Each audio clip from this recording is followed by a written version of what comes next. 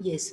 So we are doing, yesterday we started this basic or central problems of the economy. So three basic problems are there. Basic in the sense कि भी these problems are faced by all countries of the world. Whether that country is a rich country or poor country, hardly matters. All countries face these problems. Some may face in lesser extent. Some may face in greater extent. थोड़ी बहुत ज़्यादा ऊपर नीचे हो सकता है, but all people face these problem. तो first one is allocation of resources. Allocation means distribution of resources. Why allocation या distribution is required? Because resources are limited in number, they are limited in supply, they are less in quantity available on this planet. That is why whether वो resources physical है या natural है या financial resources हैं, any type of resource human है, all these resources are limited. ठीक है. तो जब भी whenever we are having limited resources, थोड़े होते हैं, तो then we have to use them very carefully without wasting them. थोड़ी चीज़ हो तो ध्यान से ही यूज़ करनी चाहिए. इस करके ये प्रॉब्लम का नाम रखा जाता है एलोकेशन ऑफ रिसोर्सेज. इसमें से फिर further it is studied in 3 parts. इसके 3 पार्ट्स हो जाते हैं. First is what to produce. तो I am recalling what did we say yesterday कि which things can be produced. This is to be decided by any economy. Those goods can be consumer goods या capital goods. Decision is to be made. Then peacetime goods are to be made या wartime goods are to be made. This decision needs to be taken. Then necessities of life should be produced या luxuries of life should be produced या comforts of life should be produced. Which type of goods are needs to be produced? This is to be decided. मतलब सोचना पड़ता है पहले कौन सी चीज़ बनाने की रिक्वायरमेंट है, क्या बनाएं क्या नहीं बनाएं. This is to be carefully thought upon and then decision is to be taken. ठीक. आफ्टर डिसाइडिंग द कमोडिटीज, कौन सी चीज़ें बनानी है, after that quantity is to be decided. ये आपकी बुक में these words are not written, तो आप उसको लिख लो. हाउ मच टू प्रोड्यूस का मतलब,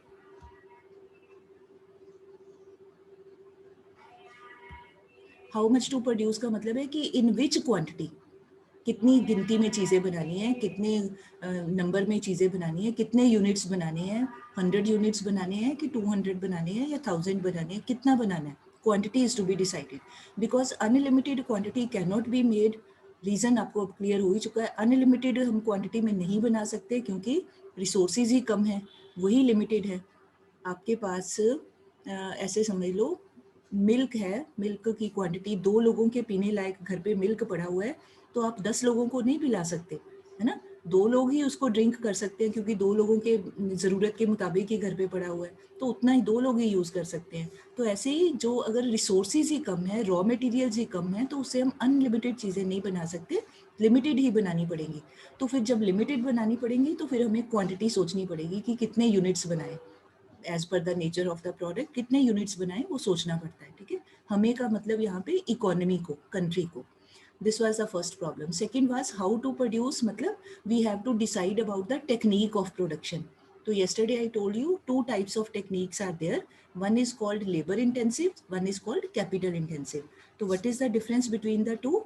Labor intensive technique means in which more labor is required as compared to capital. Capital मतलब मशीनरी, कि अगर मशीन के मुकाबले ज़्यादा लेबर की ज़रूरत है, ज़्यादा मजदूरों की ज़रूरत है in order to produce 1 unit of commodity.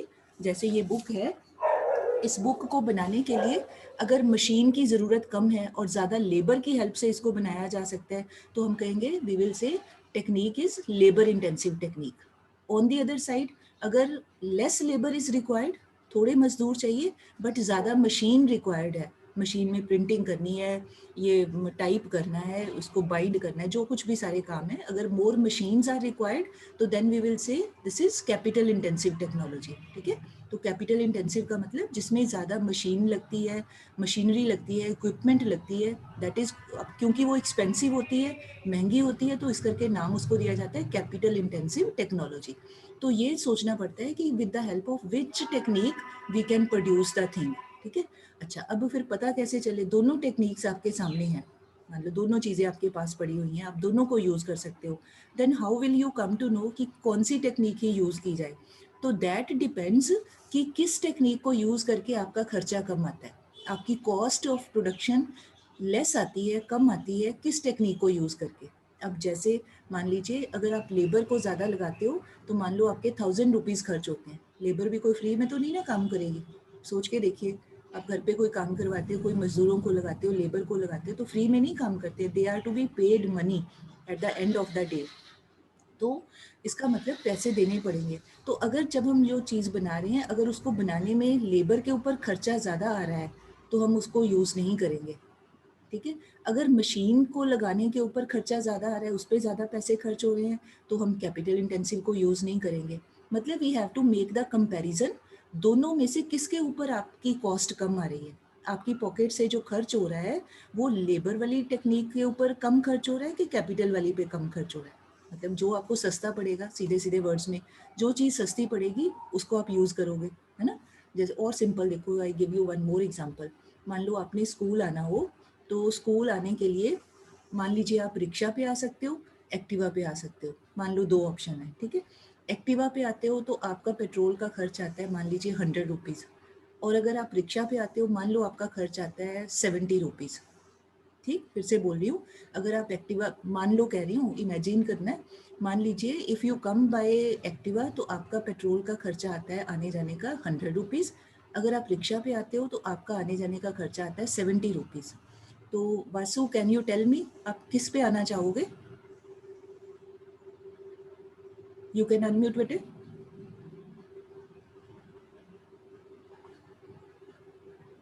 एक बार रिपीट करना। बेटे इतना टाइम नहीं है कि मैं 2 बार क्वेश्चन बोलने के बाद फिर से रिपीट करूं। What were you doing when I was asking? Kiranveer Kaur, आप बताइए बेटे। किरणवीर कौर,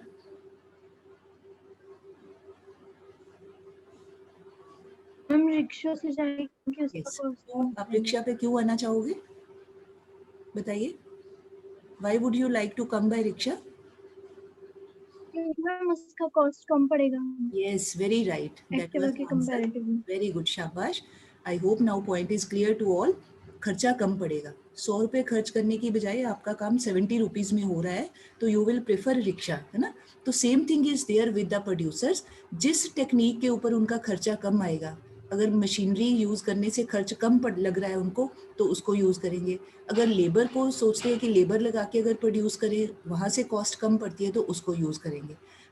या दोनों का मिक्सचर भी कर सकते हैं, थोड़ी मशीनें थोड़े मजदूर ऐसे भी लगा सकते हैं, कोई ऐसा नहीं कि एक ही चीज़ लगानी है। Combination of both these techniques can also be there.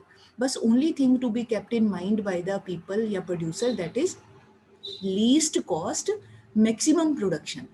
ठीक, लीस्ट कॉस्ट भी अपने पास से कम खर्च हो, पैसे कम से कम खर्च हो, बट मैक्सिमम पॉसिबल प्रोडक्शन हो जाए, ज़्यादा से ज़्यादा प्रोडक्शन हो जाए, वो उस टेक्निक को अडॉप्ट किया जाता है। ठीक है, ऐसा नहीं कि सिर्फ लेबर है तो भाई लेबर को काम देना है, एम्प्लॉयमेंट देनी है तो लेबर को लगा लो, इट्स नॉट लाइक दैट। किसी का भला सोचना नहीं है, प्रोड्यूसर ने यहाँ अपना भला सोचना है, अपना फ़ायदा देखना है कि किस बात में खर्चा कम पड़ रहा है, तो that technique is used which gives us least cost and maximum production. ठीक, now coming to the next problem, for whom to produce. This is very interesting. For whom to, whom word का मतलब किसके लिए।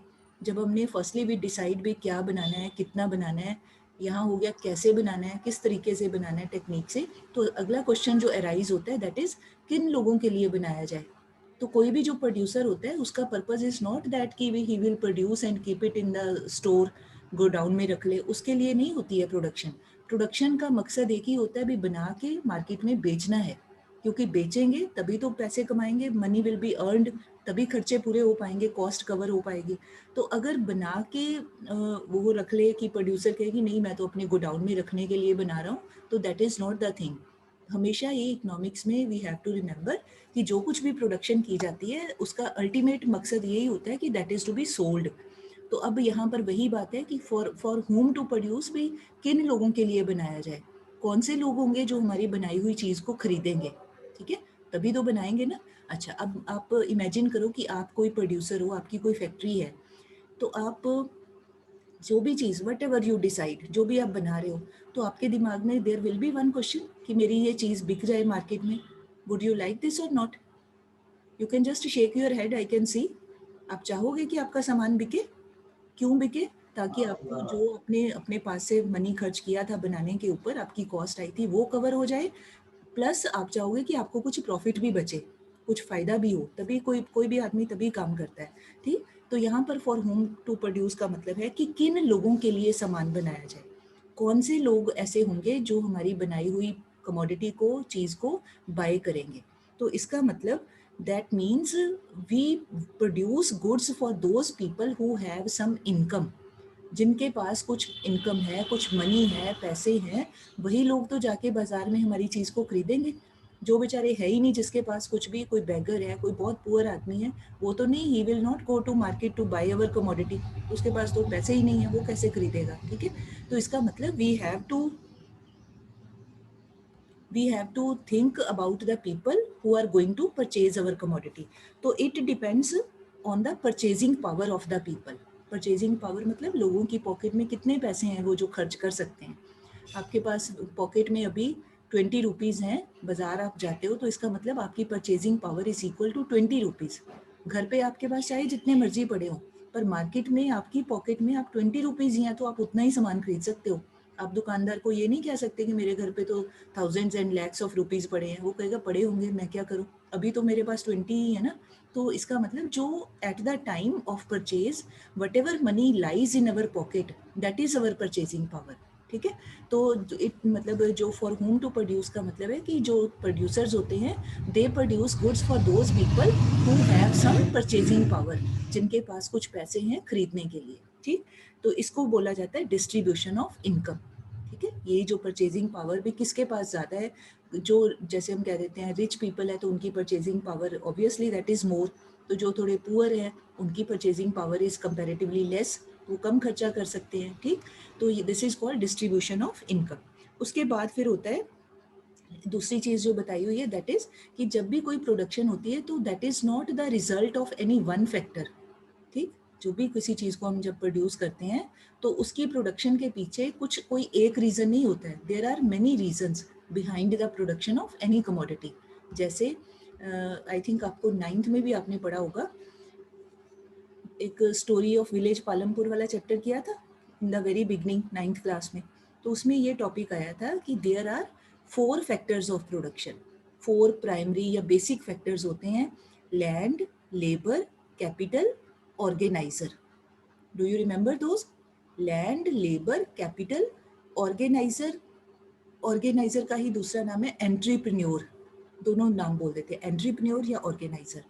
तो ये land को मिलता है रेंट, लेबर को मिलती हैं वेजेस अपने काम के बदले में, कैपिटल को मिलता है इंटरेस्ट, और जो एंट्रप्रेन्योर होता है या ऑर्गेनाइजर जो सारे काम को हैंडल करता है, मैनेज करता है, उसको अपने काम के बदले में मिलता है प्रॉफिट, ठीक है।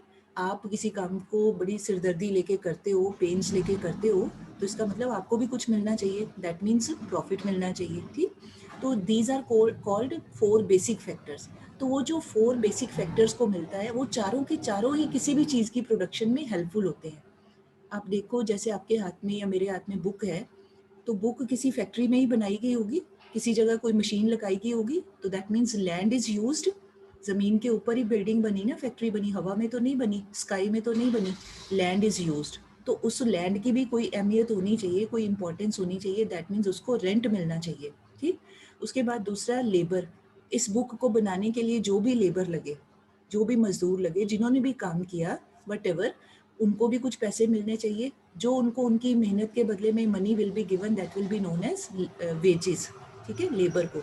फिर कैपिटल, कैपिटल का मतलब वो जो फैक्ट्री लगाई थी, मशीनें लगाई हैं, प्रिंटिंग प्रेस लगाई है, तो उसके ऊपर भी पैसा खर्च हुआ है, वैसे ही तो नहीं लगी, बहुत पैसे खर्च हुए। तो वो जरूरी नहीं कि वो पैसे जो एंटरप्रेन्योर है, जो मालिक है फैक्ट्री का, उसके अपनी पॉकेट से ही हों, उसके पास इतने पैसे खुद के ही हों। हो सकता है उसने मार्केट से लोन लिया हो, बोरोइंग की हो, फिर उसने अपनी फैक्ट्री चलाई, मशीनें लगाई, ये बुक प्रिंटिंग का काम स्टार्ट किया, अपनी प्रिंटिंग प्रेस लगाई, तो जो उसने लोन लिया उसके बदले में उसको इंटरेस्ट देना पड़ेगा, ब्याज देना पड़ेगा, क्योंकि कोई भी आदमी, चाहे वो बैंक हो या कोई दूसरा पर्सन हो, हमें फ्री में लोन नहीं देता है, बदले में इंटरेस्ट लेता है, तो उसकी इनकम हो गई इंटरेस्ट। फिर वो जो एंटरप्रेन्योर है, जो ओनर है, जिसने ये सारा काम किया, अपनी प्रिंटिंग प्रेस लगाने का, फैक्ट्री का काम किया स्टार्ट, उसको भी इतने सारे एफर्ट्स करने के बदले में उसको भी कुछ आमदन होनी चाहिए, कुछ इनकम होनी चाहिए, that will be his profit. तो मीनिंग ये है सारी कहानी का कि ये चारों फैक्टर्स में in the absence of any one factor nothing can be produced. We need the help of all these 4 factors. आप सोच के देख लो, दुनिया में ऐसी कोई चीज़ नहीं है जिसको बनाने में ये चारों फैक्टर्स का कंट्रीब्यूशन ना हो. लैंड चाहिए, लेबर चाहिए, पैसे चाहिए, कैपिटल जिसको बोल देते हैं, और चौथा हमें fourthly we need entrepreneur. Entrepreneur मतलब जो इन सब काम को करने की रिस्पॉन्सिबिलिटी उठाने वाला पर्सन. जो ओनर होता है वो जिम्मेदारी उठाता है, एफर्ट करता है, तो ही जाके काम होता है. ठीक है, तो ये यहाँ पर फॉर होम टू प्रोड्यूस का मतलब है कि जिन भी फैक्टर्स ने जो भी चीज़ डिसाइड की थी बनाने के लिए, उसको बनाने में अपना कंट्रीब्यूशन दिया, तो उनको भी कुछ मिलना चाहिए. दैट इज कॉल्ड, उनको जो मिलना चाहिए that is called their factor incomes. आप चाहे लिख लो या अपने बुक के ऊपर ही, रेंट, वेज, इंटरेस्ट, प्रॉफिट. ठीक है, rent, wage, interest, profit. So these 4 factor incomes should go to the owners of factors. जो इन फैक्टर्स के मालिक हैं उनको ये पैसे मिलने चाहिए. ठीक है, तो ये भी हमें डिसाइड मतलब देखना पड़ता है कि किन लोगों के लिए, अगर हम ऐसी चीज़ें बना रहे हैं जिसको पुअर लोग ज़्यादा खरीदते हैं, उनकी ज़रूरत की चीज़ है, तो पुअर लोगों के पास पैसे होने चाहिए. अगर हम ऐसी चीज़ें बना रहे हैं जिसको ज़्यादा रिच लोग परचेज कर सकते हैं, तो इसका मतलब रिच लोग भी सोसाइटी में होने चाहिए और उनके पास पैसे भी होने चाहिए, तो ही मतलब बनता है प्रोडक्शन करने का. Otherwise so there is no sense. ठीक, तो यहाँ इस पूरे का मतलब है कि whatever is being produced, वो किन लोगों के लिए बनाया जा रहा है. Do they have sufficient purchasing power, do they have sufficient income with them to buy these commodities. और वो कैसे डिसाइड होता है, it depends upon their work, कि whether they are working as land. Land, अब कोई आदमी तो ज़मीन नहीं हो सकता यहाँ पर, इसका मतलब है कि कोई आदमी के पास ज़मीन है जिसको वो रेंट पे दे सकता है. कोई बना बनाया घर हो सकता है, कोई फैक्ट्री की बिल्डिंग हो सकती है, या उसकी अपनी लैंड हो सकती है. अगर अपनी है तो रेंट अपने आप को देगा, है ना. तो जो भी प्रोडक्शन हो रही है उसमें जिन फैक्टर्स ने काम किया उनको कितनी इनकम हो रही है, ये उसके ऊपर भी डिपेंड करता है. ठीक है जी.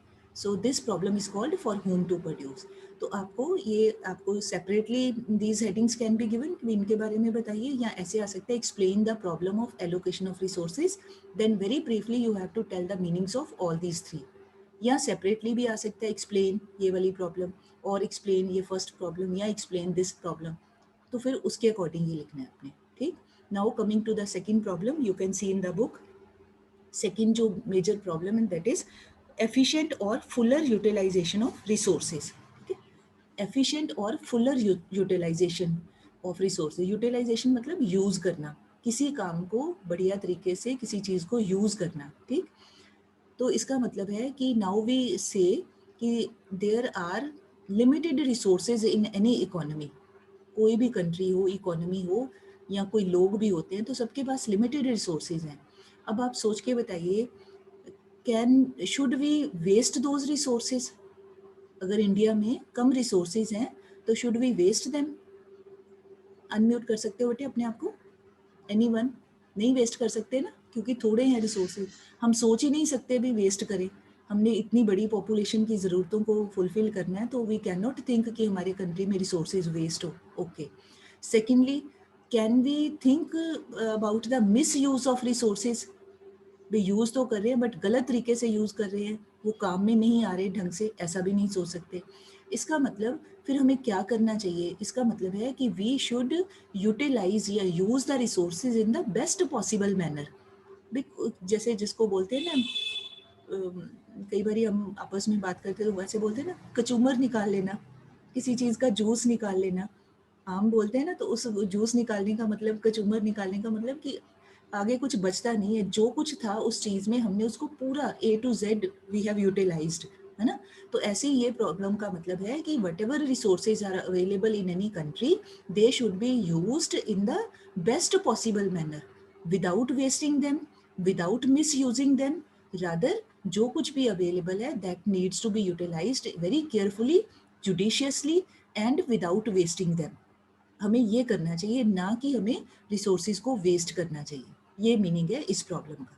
I hope it is clear. This is quite simple. ठीक है, तो इसकी ज़्यादा एक्सप्लेनेशन नहीं है कि भाई जो भी रिसोर्सेज हैं, चाहे वो लैंड का रिसोर्स है, चाहे वो लेबर का रिसोर्स है, चाहे वो कैपिटल है, चाहे वो एंटरप्रेन्योर है, कोई भी रिसोर्स है, एनीथिंग, चाहे वो नेचुरल रिसोर्स है, whether it is physical resource, human resource, financial resource, कोई भी रिसोर्स हो, उसको हमने वेस्ट नहीं करना है, rather we have to use that in the maximum possible way, ताकि हम उससे ज़्यादा फ़ायदा कमा सकें या उसको अपने काम में ला सकें। ठीक, अच्छा, उसके बाद लास्ट प्रॉब्लम है ग्रोथ ऑफ रिसोर्सेज। तो अब एक तरफ तो हम कहते हैं भी रिसोर्सेज लिमिटेड हैं, तो फिर ग्रोथ कैसे करें, ये भी एक सोचने वाली बात है। Next problem, on one side when we say कि कम रिसोर्सेज हैं, लिमिटेड रिसोर्सेज हैं, तो क्वेश्चन में come to mind of many students कि फिर कैसे उसकी ग्रोथ करें। ये प्रॉब्लम में जो नाम आया ग्रोथ, तो ग्रोथ इज ऑल्सो पॉसिबल। वो कैसे हो सकती है, that can take place with the help of two ways. एक तो हो सकता है कि हमें जो रिसोर्स है हम उसका कोई नया सोर्स उसके बारे में ढूंढ लें।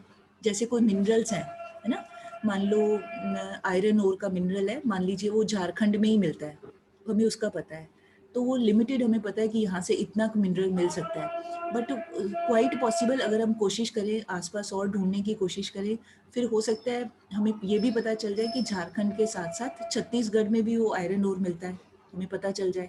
तो इसका मतलब अब हम छत्तीसगढ़ में भी माइनिंग कर सकते हैं, वहाँ से भी आयरन ओर निकाल सकते हैं, माइन कर सकते हैं।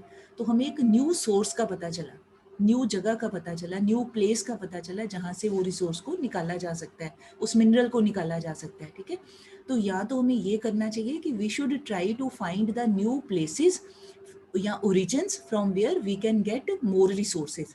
हमें ये एफर्ट करते रहना चाहिए कि और हमें, जैसे हमारी इनकम है तो हमें सोचना चाहिए कि और इनकम को कैसे बढ़ा सकते हैं, सोचना चाहिए, करना चाहिए कुछ। तो ऐसे ही इन ऑर्डर टू इम्प्रूव या इंक्रीज या grow our resources, we have to carefully think and find from where we can get more resource. नई जगह का पता लगाते रहना चाहिए, तो रिसोर्सेज बढ़ सकते हैं। ठीक है, दूसरा तरीका हो सकता है कि अगर हमें और रिसोर्स नहीं मिल रहे, ओके, सब जगह देख लिया नहीं मिल रहे, बट दूसरा तरीका हो सकता है कि हम अपनी जो मशीनरी है, अपनी जो टेक्नोलॉजी है, उसको इम्प्रूव कर लें, बेटर मशीनरी से काम करें, better technique of production, advanced मशीनों से काम करें। तो एडवांस्ड मशीनों से काम करने का क्या फ़ायदा होता है कि उससे कम टाइम में ज़्यादा चीज़ें बन सकती हैं, ज़्यादा एफिशिएंटली काम हो सकता है। तो उसका मतलब भी हम अपने रिसोर्सेज को बेटर वे से कर सकते हैं, जैसे यूज़ कर सकते हैं। जैसे अगर आपको मैं एक एग्जांपल दूँ, वी कैन से, जैसे हम हैंड रिटन कोई काम करते हैं, है ना, कोई आपका कुछ लिखने वाला कोई काम है, तो हाथ से आप लिखते हो, तो हाथ से लिखने में ज़्यादा टाइम लग जाता है, टाइम कंजम्पशन ज़्यादा होती है, टाइम आपके पास लिमिटेड ही है, तो टाइम कंजम्पशन ज़्यादा होती है। अच्छा, अब आपको इसी बात को थोड़े टाइम में काम को करना हो, तो अगर आप कंप्यूटर पे या लैपटॉप पे आप टाइप करके कर लो, तो आपका जल्दी काम हो जाएगा, आपकी स्पीड भी ज़्यादा हो सकती है, उतने ही टाइम में आप ज़्यादा टाइपिंग करके ज़्यादा काम लिख सकते हो। इसका मतलब जो कंप्यूटर या लैपटॉप है, जो जिस पे भी आपने काम किया, दैट दैट गैजेट या that equipment, that technique has helped us to utilise या टू सेव अवर टाइम। हम टाइम बचा सकते हैं, उतने टाइम में हम कोई और काम कर सकते हैं। Are you getting my point? समझ आ रहा है बेटे? टाइम को बचाया हमने with the help of better technology, better machinery, better computer, laptop, हमने टाइम बचा लिया। Now in that saved time जो बचाया था, we can utilise that time to do something else. हम उतने समय में कोई और काम कर सकते हैं। इसका मतलब हमने अपने समय को, टाइम को बेटर वे से यूटिलाइज कर लिया, हमने उसको बढ़ा लिया। अब है तो देखा जाए तो 24 आवर्स ही हैं पूरे दिन में, वो तो बढ़ नहीं सकते, ना ही कम हो सकते हैं, बट समय बचा के हम उतने ही टाइम में कोई और भी काम कर सकते हैं। तो इसका मतलब हमने अपने टाइम को बढ़ा लिया है, इंक्रीज कर लिया with the help of better use of technology. I hope now it's clear. ठीक है, तो ऐसे ही रिसोर्सेज को या तो हम अपनी टेक्निक में इम्प्रूवमेंट करके बढ़ा सकते हैं, या we can find about the new origins या न्यू सोर्सेज या न्यू प्लेसेस, कि हमें और कोई रिसोर्स कहाँ से मिल सकता है, उससे भी हम अपने रिसोर्सेज को बढ़ा सकते हैं। ठीक, so this was all about the problems of the economy. ये सारी की भी इस तरह की प्रॉब्लम्स होती हैं। Now next in your book that is given solution of central problems, कि अगर ये प्रॉब्लम है तो अब क्वेश्चन अराइज होता है कि ये तो पता लग गया प्रॉब्लम है, तो अब क्वेश्चन है कि अब इसको कैसे हल किया जाए। समस्या का तो पता चल गया, तो अब उसको सही कैसे किया जाए। तो अब हमने देखना है कि जो तीनों टाइप की इकोनॉमीज होती हैं, कौन कौन सी, कैपिटलिस्टिक इकोनॉमी, दूसरा कौन सा था, socialistic economy and mixed economy. Now in these three types of economies, how these problems get solved? कैसे कैसे उसको सॉल्व करते हैं। तो मेनली अब ये वाली जो दो प्रॉब्लम्स है ना बेटे, ये आपने याद रखना है, fuller use and growth, these are the problems related with macroeconomics. Macro MAC वो आप नेक्स्ट क्लास में पढ़ेंगे। अभी फॉर द टाइम बीइंग जो हमारी प्रॉब्लम है वो ये वाली प्रॉब्लम है जो 11th क्लास में we are studying microeconomics में, ये वाली problem is related with micro economics.